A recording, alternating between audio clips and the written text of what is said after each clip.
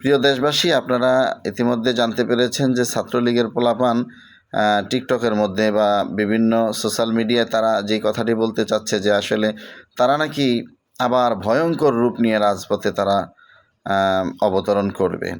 এ কথাটা বলছিল না? এখন আমরাও ভয় পেয়ে গেছি যে আসলে ছাত্রলীগ কোন রূপ নিয়ে আবার হাজির হয়। তো আমরা এর মধ্যে কয়েকটা রূপ তাদের দেখেছি, ভয়ঙ্কর রূপ।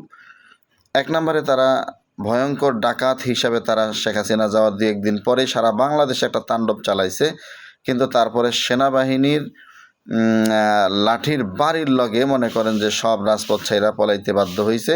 সেই ভয়ঙ্কর রূপটা নিয়ে তারা আর রাজপথে টিকে থাকতে পারে নাই। ২ নম্বরে ছাত্রলীগের যে ভয়ঙ্কর রূপটা আমরা দেখলাম সেটা হলো হিন্দুদের সাথে ঐক্যবদ্ধ হয়ে হিন্দু হয়ে তারা আবার কি করছে, মুসলমানের সন্তান শেষ পর্যন্ত ভয়ঙ্কর রূপের পরিচয় দিতে গিয়া তারা কি করছে, হিন্দুদের সাথে যোগ দিয়া তারা হিন্দু পরিচয় দিয়া রাজপথে আসছে। এই একটা আওয়ামী লীগের ভয়ঙ্কর রূপ আমরা দেখলাম।